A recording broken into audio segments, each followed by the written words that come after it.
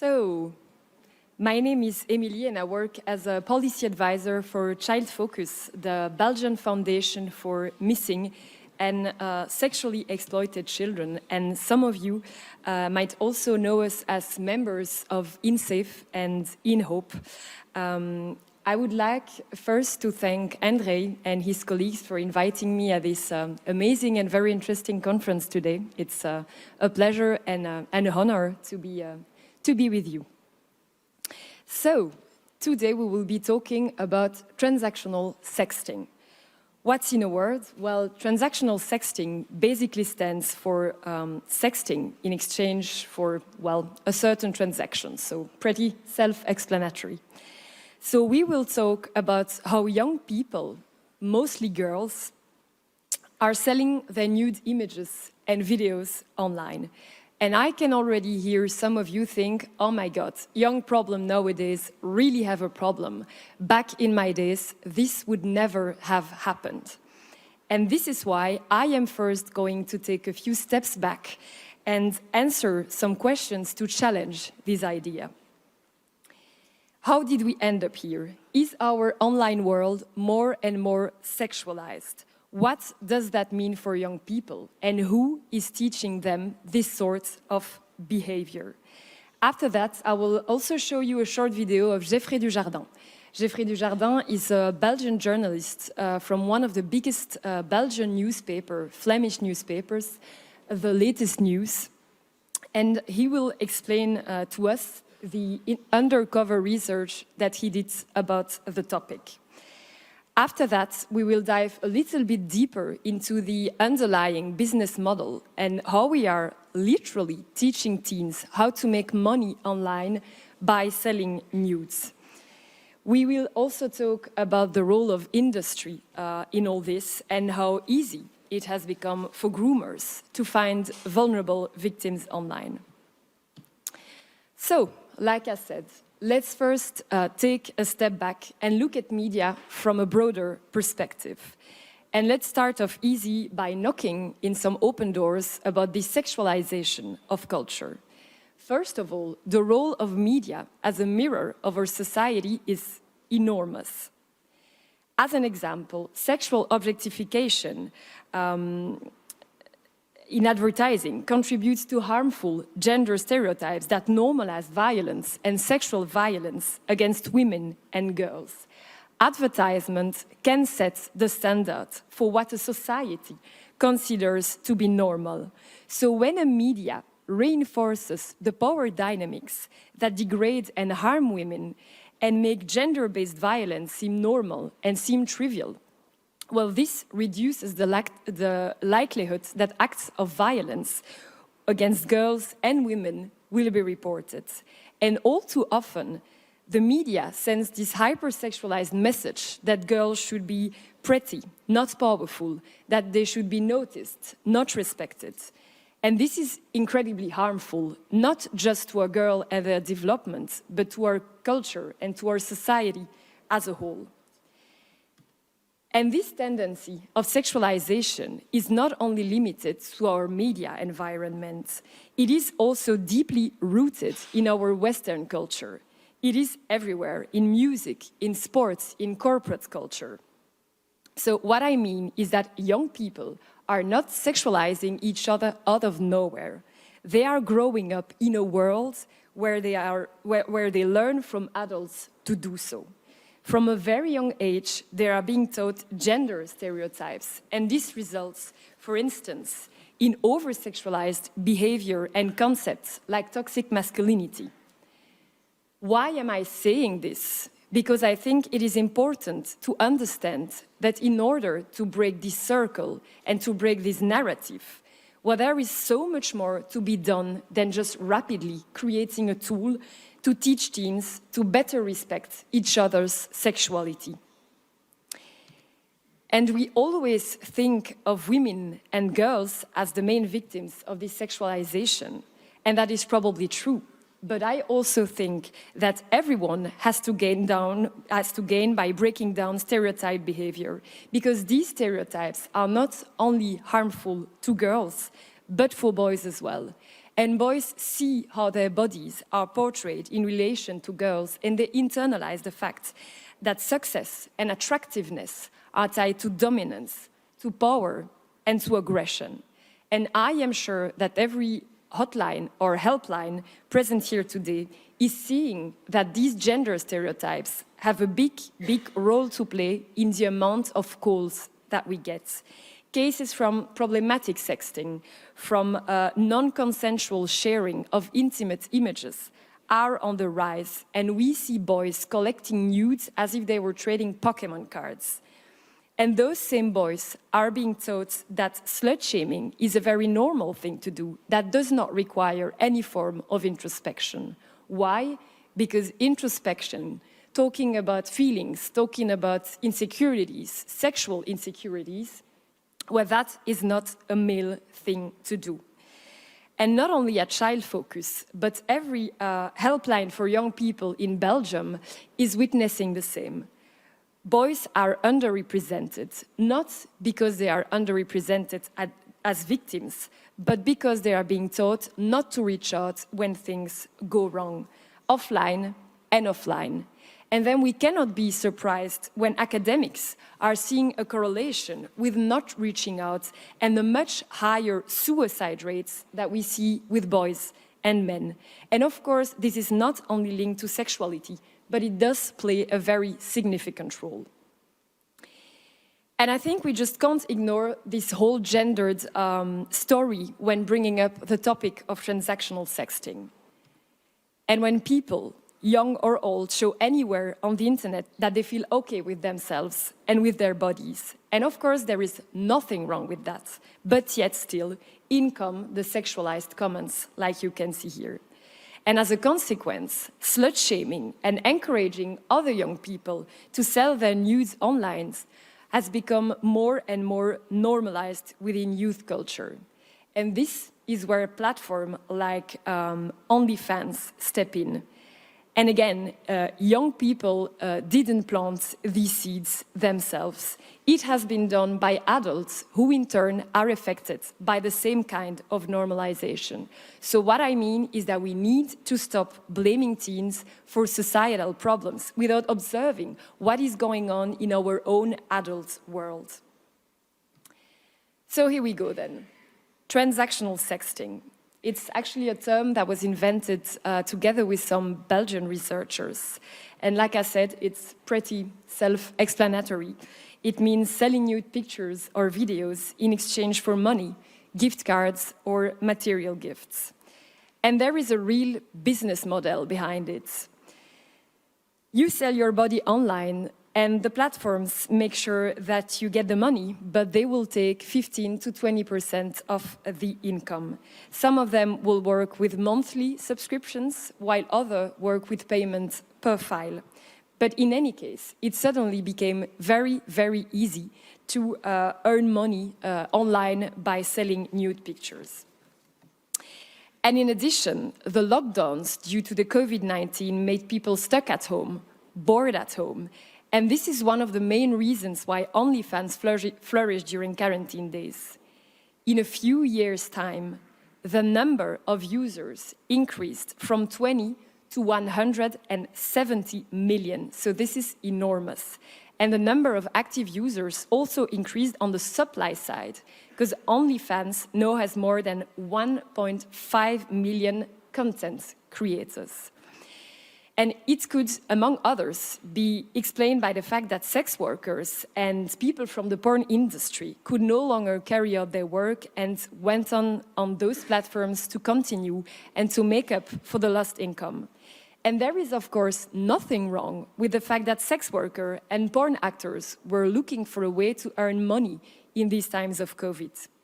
But the explosion of OnlyFans cannot be only explained from this target group. Many people who have absolutely nothing to do with the sex industry also saw it as an easy way to earn money. And when you think about it, why work 45 hours a week at McDonald's when you can easily earn 10 times more by just selling a few pictures and videos? And if you combine this with the already ongoing normalization of sexualized behavior, well, it gives you this sort of snowball effect online towards the sexual exploitation of minors. So more and more minors were lured towards the platform, and the criticism towards OnlyFans was justified. But it's important to understand that this is not just about OnlyFans, and that even the users of mainstream social media platforms are infested with this idea. Young people ask each other on Instagram or on Snapchat, do you have OnlyFans? And even YouTube is flooded with videos in which young people are explained in great detail how easy it is to earn money on OnlyFans and how to do so. So young adults explaining to teenagers how they can follow their footsteps. And the problem for young people is twofold. On the one hand, they are being taught to sell nude images or videos, but on the other hand, young people are also an important target audience as buyers. So this is where we are today. And when OnlyFans received a lot of justified criticism for the fact that it was way too easy for a minor to sell his videos online, well, they finally started to better shield the platform from minors. So you might think this would have solved the problem, but it didn't. And it didn't because the seed was planted, and young people wanting to sell their nude pictures and their nude videos online just started to find new ways and to search for new ways to do it.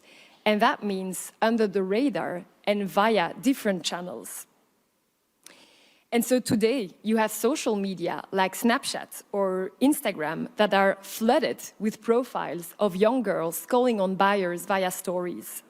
And on YouTube, minors can learn how easy it all is. And the more we dived into this understudied phenomenon, the more obvious it became that there is actually a real business model behind it. Adult influencers that are making money while they teach youngsters to follow their footsteps. And we tried to decompose this business model in 3 different steps that I will explain to you. So imagine you are a young person and you want to get rich by sending your pictures online, by selling them online. What do? Where do you start? Well, first step, you have to make sure that you find as many potential customers as possible within the ethical boundaries of Instagram or TikTok. And to have a lot of followers in this sexualized online culture, well, you have to show a lot of nudity. So you sometimes lose your accounts. It's part of the game. You just keep searching through trial and error how you can stay in this gray zone within the terms and conditions of the platform. And if you play your cards right, well, the platforms might even help you with their algorithms. And you can all try it at home. If you start following a few similar pages of young people with highly sexualized content, well, the platform will automatically suggest you some other pages with similar content and similar profiles. And this makes it so easy for people with wrong intentions to target vulnerable young people online who are more likely to portray and to demonstrate risky behavior online. So you might actually see it as collateral damage behind a highly functional business model. Step 2.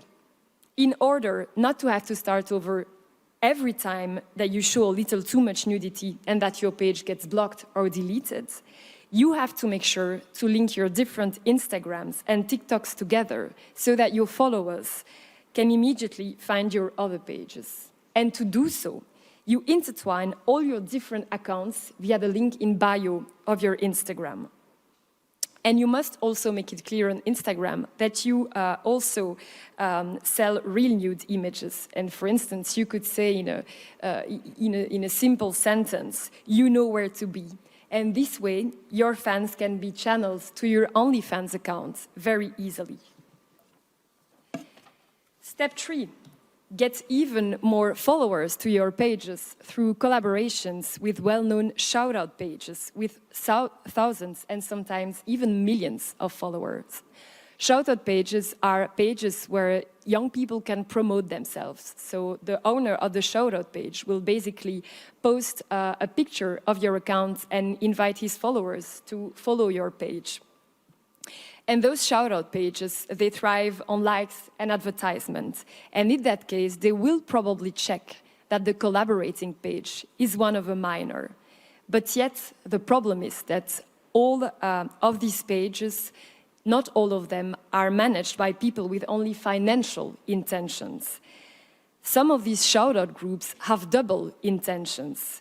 Pages with names like Teeny Shouts, who actively hunt for young and vulnerable minors who are more likely to search self-validation through likes and to demonstrate more sexualized risk behavior online. So they try to exploit those minors in their personal quest for CSAM, child sexual abuse, child sexual exploitation material. And this is the next dimension of sexual exploitation in this story. Groomers who have found easy access to CSAM through easy victims. Minors trying to be famous online through selling sexualized online content of themselves. And this is where my guest of today comes in, Geoffrey Dujardin. So as I told you, Geoffrey Dujardin is a Belgian journalist. And you will see in his video that he mentions a lot Niels. So Niels is my colleague. And Geoffrey reached out to him saying, listen, I want to do something about sexting. And Niels said, listen, we already have a lot of information about sexting, but why don't you dive into the topic of transactional sexting? And that's what he did. So he went undercover to uncover the different mechanisms behind those shoutout pages. And you will see that he discovered a place where sexting, self-generated CSAM, grooming, or even sextortion are intertwined. Not only on OnlyFans, but right under our noses on social media like TikTok, Snapchat, or Instagram. And I will let him have the words. I'm Geoffrey Dujardin, a journalist for the Belgian newspaper Class News, and Niels has invited me to talk about my investigation on Instagram and shoutout groups. So, first of all, what are shoutout groups? Shoutout groups are pages on Instagram where people can promote themselves. They can send a picture to the owner of that page, and that owner can then post the pictures and their username on the page. But in that world, there's also a world beneath it all, where children are being extorted, abused, and child pornography is being traded.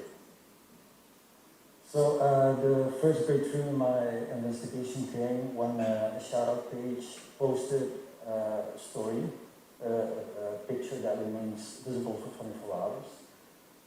And it just said, sent CP links, sent child porn links. So at that point I knew there was a world beneath it all, a world where child pornography was being traded.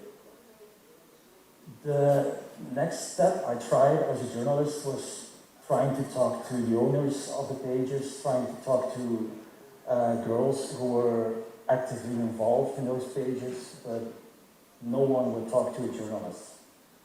So I had no other choice than to go undercover, to make a profile page myself, completely fake, with a profile picture that was generated by artificial intelligence. And also a picture of my cat and a Fortnite picture. Yeah. So at that point, the second step, I contacted a Belgian girl who was active on those pages, who was being posted. And I simply asked her, you have 20 pictures, but you have 6,000 followers. How do you get so many followers? Her answer was simple, shout out. So I typed in that word in an Instagram search engine. I got over 1 million results. So for me, it was clear from the start that this was a big underlayer on that social media platform. So the next step, the third step, was following the shoutout pages as my fake account, as Emilie Z. She was a She is a 14-year-old girl from Belgium. Literally 15 minutes after I followed those pages, I got a message from one of the owners of those pages. He just sent, hey. He knew what he was doing. He replied quick, he replied clear, and he wanted to inform me about how his page works, how girls get involved. He knew that I was 14 years old, but he gave me tips on how to take the best nude pictures, how to make sure that the light is on, how to open my legs to make sure that my full body is in the picture. So he knew what he was doing. At some point, I stopped responding to him, but he kept sending me texts because he wanted nude pictures. He also told me that if I want to, he can censor them himself. So his objective was clear. The next step was taken for me. The next day, I got a message from Zatira, a Swedish man who claimed to be around 18 years old. He just sent me a basic message, sell ? He was a buyer. So first we have the owner of the shoutout page, now we have the buyer. He explained to me how he bought packs filled with pictures and videos from underage girls, what kind of videos that they make, how much money did they ask, and why do they do it. That was the main point he wanted to get to, for the money. So he, as a buyer, was trying to convince me to do the same because you can make a lot of money, just like on the basic platform of OnlyFans. The business model of that copied in Instagram. The conversation continued. I got a lot of information from him on how the whole system works, how the interaction goes between buyers and the girls. And then I was kind of lost. I didn't know what the next step would be, but then 5 days after I first made the account, I got another message. He claimed to be a 20-year-old man from Brussels, and he was the prototype of a groomer. He wanted to know my interests, my hobbies, where do I live, what do I like to eat, because he said he was a cook, etc. But he wanted to use that information to gain my trust and to abuse the trust. And after 2 or 3 days, his real intentions became clear. He asked me if I wanted to be lovers with him, or if I wanted to video call him in silence, or if I wanted to send some naughty pictures, and so on and so on. The same for him. In the end, I didn't respond to him, and as the previous two, I reported them, hoping that they would get removed from the platform. It took a while for them to be removed. Some were removed after a few days, it took weeks. The next and last step in this investigation was probably the most difficult one. I needed to talk to the girls that were selling, to know why they do it and how they do it. When I contacted them as Emilie, just say basic question, hello, why are you doing this? Or I'm interested in this, can you tell me more about it? They wouldn't respond. After a week, it was clear why. They only respond to buyers, because that makes money. So I put myself forth as a buyer, and half hour later, I got my first menu. A menu with a lot of options, going from a video of their first sexual experience for $120 to a video where she calls the buyer daddy for $50. I've spoken to a lot of people who were in the world of shout-outs groups. And for me, there are two factors that play along in this whole story.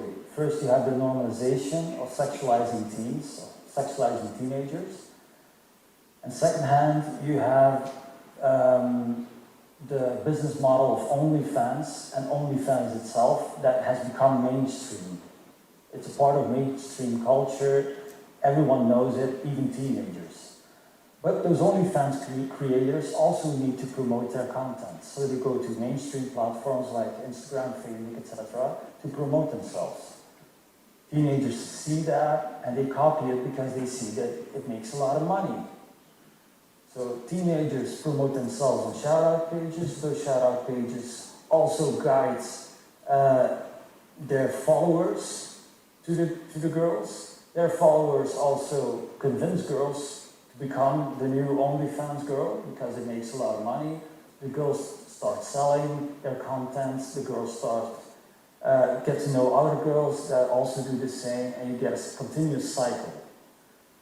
As I've said before, in the search engine of Instagram, you have at this moment 1.8 million results. If you calculate that those pages have around 1,000 followers each, that would mean that there are at this moment millions of people actively participating in that world. So this is not a small problem, but this is a very, very large problem. Social media companies need to take responsibility for this phenomenon. They also need to protect their users from the criminal underworld that is currently growing and will never stop growing if they don't take any action. They can determine the rules, they can determine the guidelines to ensure that their users are safe. So, this was the conclusion of my investigation. I tried to do a quick summary. If there are any other questions, you can also ask Niels. He will know, because I've told him everything. And you can also contact me. Niels has my contact details. So, thank you. Hello. I'm Jeffrey Dujardin. So that's it. As you probably have noticed, I am not Niels. And I don't think I know everything, but I'll do my best to answer your potential questions after. So yeah, that's indeed pretty intense and pretty heavy. And as Jeffrey explained, this is turning out to be a very, very complex story. And this is a relatively new phenomenon that cannot just be easily placed under the umbrella sexting. There is so much more going on. Underage girls that are being pushed into selling self-generated sexualized content online, sometimes because they want to, sometimes because an adult convinces them to do so, sometimes because their peers do it. Other cases suggest that they learned it from adults selling their business model online. But so you have, in any case, many different forms of online sexual exploitation which come together here. We are first talking about child sexual abuse or exploitation material, because even if the underage girls think that she's doing absolutely voluntarily, well, this does not matter for us, because this remains self-generated CSAM, and the underage person is in any case considered a victim. We are also talking about NCII, so the non-consensual sharing of intimate images, because in some cases it is somebody else selling images of a victim that isn't even aware that she is being exposed. We are also talking about grooming, adults who use young people's hunger for likes and popularity in order to exploit them online and make their collection of CSAM grow. Because when owning a popular shout-out page, well, of course, these people have a certain negotiating power over the minor who might be blinded by the amount of followers or the convincing, persuasive power of the groomer. And then finally, we are also talking about sextortion in this story, because sometimes victims are financially extorted with their own self-generated images.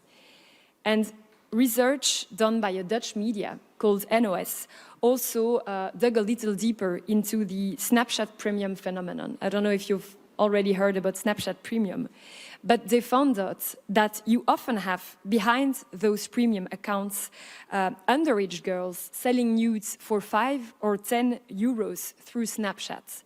But most importantly, the research also suggested that some of the accounts, and actually quite a significant percentage of them, were actually fake accounts. And this means that criminals are using someone else's pictures to sell them. So who are the people behind transactional sexting? Well, there are three options. For instance, it could be young people who have obtained images through sextortion and who are now trying to earn extra money with the images obtained in this way, by pretending to be the victim. In other cases, it would be about criminal gangs who just find the photos on the internet, we don't know where, and in this way scam others through some kind of catfish scam. And the third group would be, of course, the people who sell their own images. But we have actually no clue of how these three groups are represented, since there is not enough research about the topic. But one thing is for sure, there is always the same victim, and that is the minor on the pictures. So where do we go from here? The phenomenon exists, there is no denying here, and believe us when we say that it's not only happening in the lowlands, in Belgium or in the Netherlands, it is happening worldwide. And I do realize that you might leave this presentation, because we are slowly coming to the end, with more questions that you initially had. And I know, I don't know if any industry partners are present here today, but they might have the feeling that e-safety NGOs are holding them solely responsible and accountable for a much bigger problem that is deeply embedded in our society, not only in the online world. And I think that we must indeed see the nuance here. The key to the solution to end the problem is not only in the hands of our social media partners. We need to deconstruct certain deeply rooted and sexualized patterns, not only with young people, but also the adults that are setting and that are giving the example. But industry can and must do more, much, much more. And I think every helpline or hotline present here today will tell you how deeply frustrated they are with the Trusted Flagger program. We know that some legislation are protecting privacy, and this is normal. But when privacy is being put above child protection, well, it makes it too hard for collaboration and for fighting CSAM together. And it is not normal that every single social media user is getting used to friend requests of bot profiles, luring the most vulnerable ones on a daily basis into sexual exploitation. And we see that certain algorithms actively promote sexualized content from profiles where you cannot even be sure that we are talking about adults. We know many of these industry partners have already invested in quality e-safety teams, but apparently this is not enough, since sexual exploitation is still happening right under our noses. But one thing is for sure, is that we just can't go to prevention from here. And therefore, research is needed, both journalism and academic research. So what do we actually need to find out? Well, first, who are the buyers of images of minors? Are there adults among them? Are there other minors? Are some pressured to selling images online? How many of the profiles are fake? How many of them are real? And when the profiles are fake, where do the images come from? How is the payment made? We know that most groomers are smart enough to keep this anonymous, making tracking difficult, but yet there might be tracing options. Are regional legal frameworks sufficient here? And finally, how is this normalization of selling your nudes online affecting young people's mental well-being? And then I wonder, how should we respond? How should we warn young people that there might be risks involved when we sell your nudes online? Should we be, for instance, working with better role models? And then imagine that you want to create a prevention tool. Well, who is your target group? Is it the 5-year-old girl who is being told that she belongs to a weaker group? Or is it young people manipulating each other into sending or even selling their nudes? Or is it the groomers who buy CSAM from minors or even for free with their own shout-out pages? Or should we address the platforms where it's so easy to sell sex and where it's easy for dopamine-addicted young people to fall for sketchy business models? I'm actually really curious what you think. So if you have any ideas, suggestions, good practices in your country, don't hesitate to reach out. That was the end of my presentation. Thank you very much. And if there are any questions, I'm at your disposal.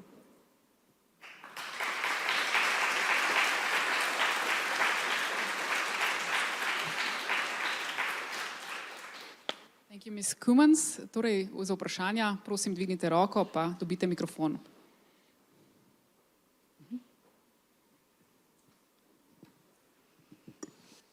Hello, in the presentation you were focused on girls. What about the boys?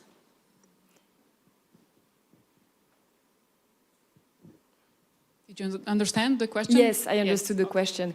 But that's it. Indeed, we saw in the research that it's mostly girls that are selling their nudes online. And that's where this whole story of, that's why I explained how this whole gendered story is important to understand this phenomenon. I mean, it happens with boys as well, but we see that it's a phenomenon that is mostly happening to girls, and it's mostly girls who are the victims of this phenomenon.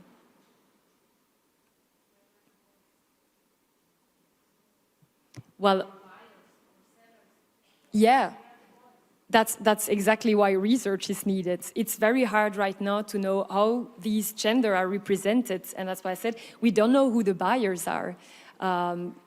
Probably mostly male, indeed, but we really need research to better understand the dynamics of the phenomenon. Who are the victims? Who are the perpetrators?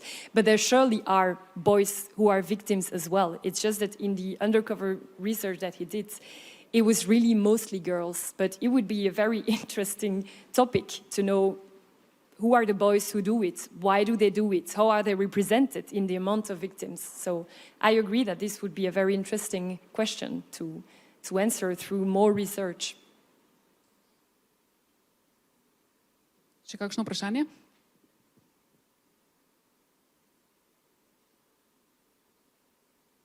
Maybe, Ms. Coomans, I was wondering, what was the response of the public and maybe of the law enforcement? Was there any response? What happened? What changed, if anything? Well, there has been a lot of media attention after Jeffrey Dujardin published his investigation, but sadly, I think there has been a parliamentary question also, but sadly, nothing much has happened. We still don't have a research about it. We don't have more research, and we see it's still happening. I mean, yesterday I was still trying to see if those shout-out pages still exist, and they still do exist. So we know the phenomenon is still here. So we need to do more policy, more lobbying work to raise awareness about the fact that this phenomenon exists and must be tackled.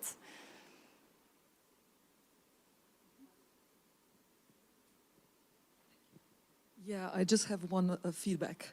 Hello. We had at our school a girl who posted nudes. She kind of had a boyfriend from Great Britain. And, well, other girls told us about those nudes. The girl was really insecure, but already curved, if I might put it like that, inverted commas. The parents didn't believe it. Okay, this is the problem we haven't talked about. So if the school or, I don't know, police officer or somebody notices things, and then we, take a round way to talk to parents. Now we have a lawsuit against other things, of course, but it is retaliation for even talking about that. So I don't know what's your feeling or your opinion, but parents nowadays don't want to talk about sex. They don't want to talk about lovemaking. The rate of divorce has gone up, especially after the COVID lockdown. Okay, and boys, in my experience, what my teenage pupils tell me, boys like to take photos for fun. I don't know, in a shower, covering their groin. But those photos do come about, and it's awful to see that. Thank you. Yeah, we see indeed that, again, in our hotline, we don't have many contacts with victims of this phenomenon because the cases are often reported to us as sextortion, sexting, grooming, without us having the whole story and the whole context behind it. But we know that in these cases too, it's sometimes very hard to also raise awareness amongst the parents with the fact that their daughter or their son is actually a victim. So it's always a very delicate issue indeed. And we are actually trying to also create tools for parents because we know that it's also, very hard to address these issues with the parents themselves. Morda še kakšno vprašanje? Če ni, if not, thank you, Ms. Coomans.